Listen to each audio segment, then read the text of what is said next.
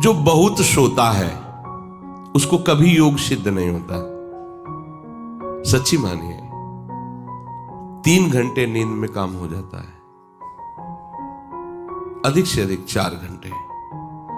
भागवतिक चिंतन अपने आप इंद्रियों को संतुष्ट कर देता है। जो नींद से संसार का चिंतन छूटने पर इंद्रियां बल को ग्रहण करती हैं, वही भगवत चिंतन से स्वाभाविक प्राप्त हो जाता है। आनंद पूर्वक जैसे सुख को हम सहते, ऐसे हम दुख को सह जाएंगे, क्योंकि हमारा स्वरूप दुख सुख से परे है। हमारे आराध्य देव, हमारा लक्ष्य दुख सुख से परे है। वो तो सच्चिदानंदमय है, पर ये बातों से नहीं होगा, स्थिति से होता है। स्थिति कब आती है? अभ्यास करने से। अगर आप अभ्यास परायण रहेंगे, ऐसा होगा। ये सोना हमारे लिए बहुत हानिकारक है और ये सोना हमारे लिए लाभदायक भी है। दोनों बात समझना।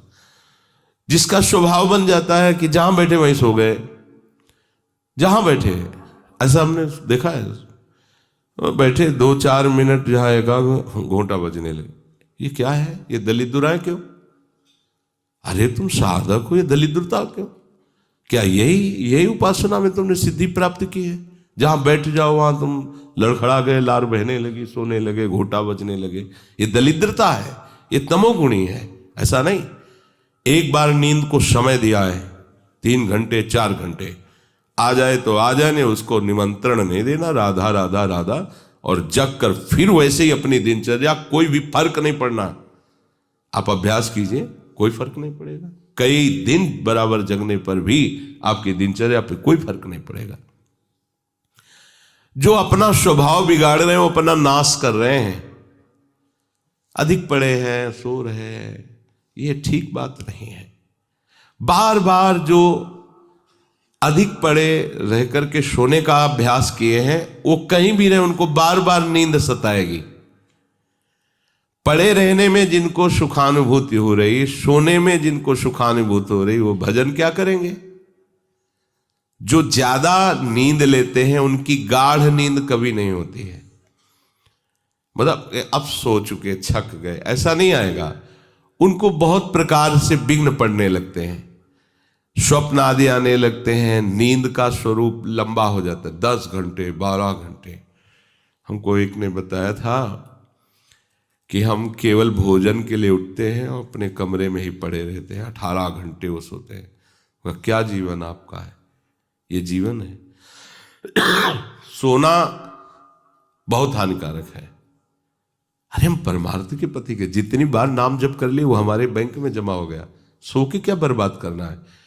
3 घंटे 4 घंटे, इसके 5-6 घंटे वो उनके लिए है जो बहुत श्रम परायण है, परिश्रम करते हैं शरीर से, साधक के लिए नहीं। 3 घंटे पर्याप्त है। आप अभ्यास करके तो देखिए, 3 घंटे में आपको बिल्कुल 24 घंटे के लिए तृप्ति मिल जाएगी। हाँ बिल्कुल ठीक है, अभ्यास कर लीजिए। दिन में लेटे रहने पर भी 1 मिनट नींद नहीं। अभ्यास कीजिए। अभ्यास अमृत है और अभ्यास ही मृत्यु है। आपने जैसा अभ्यास कर लिया, अमृत का अभ्यास किया तो अमृत है, और मृत्यु का अभ्यास किया तो मृत्यु है। भोगों का अभ्यास करना, सोने का अभ्यास करना, प्रपंच में अधिक रुचि रखना, ये सब मृत्यु है। नामामृत, लीलामृत, रूपामृत, धामामृत, इसका अभ्यास करो, अमृत है ये। शरीर उसका बहुत सोने पर भी आलस्य से भरा रहेगा। आलस्य के कारण वो भजन में जे भी बैठेगा 2-4 मिनट में ही माला छूट जाएगा और नींद आ जाएगी। ऐसा दर्शन होता है। वो बहुत कोशिश करते हैं, बस ऐसे हो जाते। ये कैसे हो गया? तुम्हारा क्या अभ्यास है? ऐसे कैसे कोई हम पे ऐसे कैसे हावी हो सकता है? कोई हमारे ऊपर ऐसा कैसे शासन कर सकता है?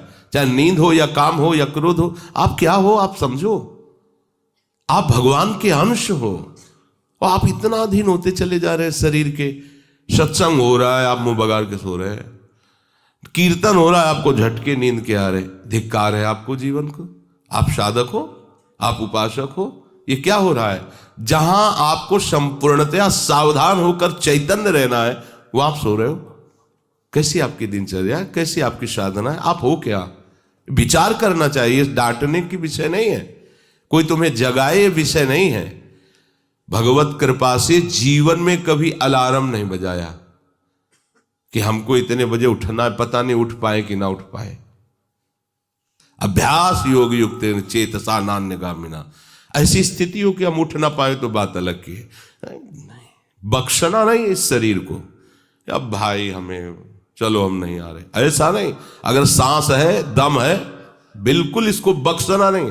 हम केवल आपको ही उपदेश नहीं कर रहे, बख्शना नहीं। शरीर के प्रति इतना प्यार नहीं दिखाना कि वो हमारे प्यारे से हमको दूर कर दे, ऐसा नहीं। ये जड़ वस्तु है, ये चैतन्य नहीं है।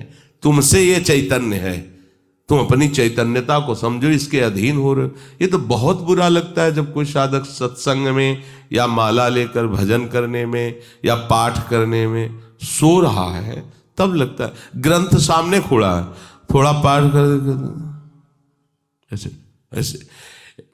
एक जगह दर्शन किया, दर्शन कर ले जाते थे, वो भागवत का स्वाद है।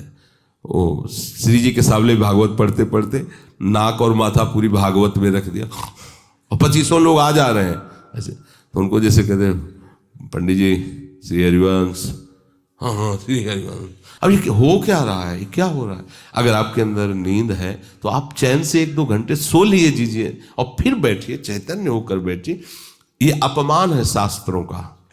आप चैतन्य घन प्रभु के वचन पढ़ रहे हैं, आपको नींद आ रही, प्रभु की चर्चा हो रही, आपको नींद आ रही। कभी विषय चर्चा में आपको नींद आई?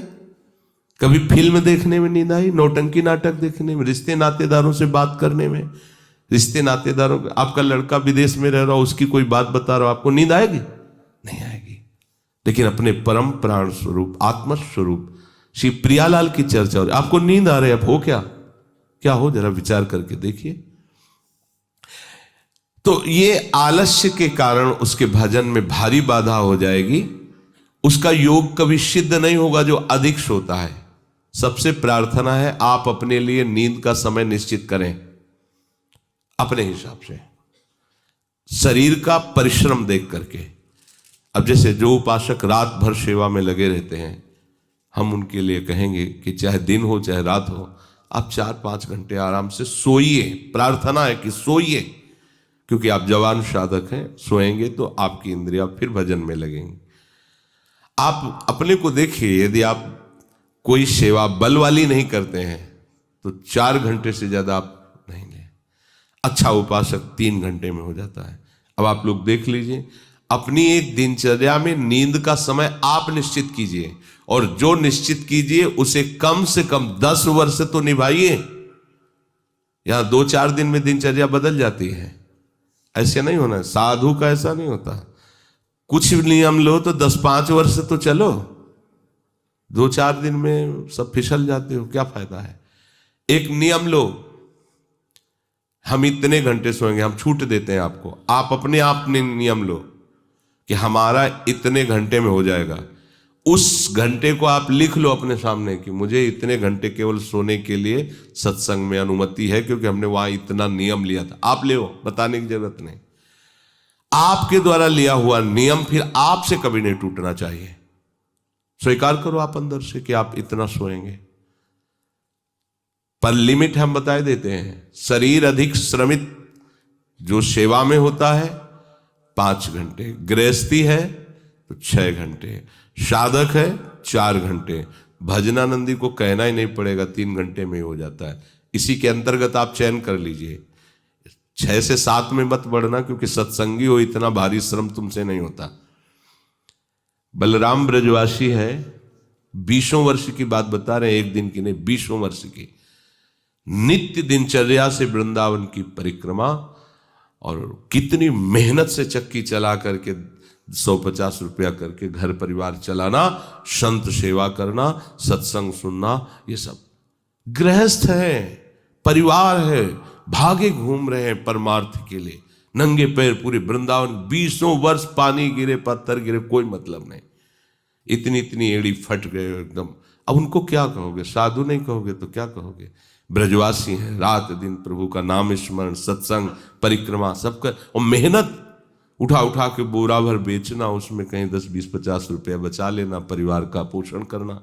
आपके लिए तो कोई सेवा ऐसी नहीं मेहनत वाली, फिर आप इतना लंबा सफर कैसे सोच सकते हैं? वो गृहस्थ होते हुए 2-2:30 बजे जगते हैं, तब अपनी दिनचर्या पूरी करते हैं। हो सकता है रात्रि के 10-11 बज जाते हो, दिन में वो चौकी में रहते, कब सोते होंगे। और 20 वर्ष की दिनचर्या हम उसकी बता रहे हैं। आप विचार करो, आप साधक हैं, आप विरक्त हैं, या आप संसार से निवृत्त होकर वृंदावन वास करें, आप कितना सोते हैं? ये बंद करो, शरीर को सुखी करना बंद करो। ये शरीर को सुख देने की बात महादुख मोल लेना है। निश्चित करो आप अपने समय को सोने का। कर लिया? कर लिया? हाँ, अपना समय निश्चित करो। जो समय निश्चित किया हो, 4 घंटे, 5 घंटे, 6 घंटे, ये धाम है, यहां झूठ नहीं चलेगा। अगर 6 घंटे निश्चित किया तो 6.25 घंटे नहीं होना चाहिए। उसी को आप विभाजित कर लीजिए। 4 घंटे रात्रि में सो लीजिए, 2 घंटे दिन में सो लीजिए। आपको अगर 6 घंटे सोना है, 4 घंटे सोना है, 3 घंटे आप रात्रि में, 1 घंटे दिन में विश्राम। अगर आपका रात्रि में हो जाता है तो दिन में विश्राम की जरूरत नहीं। आपको इस पर आना पड़ेगा। आपसे कांच छुड़वा रहे हैं, मणि पकड़ा रहे हैं आपको, घाटे का सौदा। आप क्या कर रहे हो? मणि देकर कांच खरीद रहे हो, और आपका कांच छुड़वा के मणि। इंद्रनील मणि श्याम मनोहर 7 कुंभ तन गोरी, इनके समीप चलना है, इनकी जूठन पाना है, इनके साथ खेलना है। ये सौभाग्य प्राप्त करने के लिए जो असत धारणाएं हैं उनको मिटाना होगा।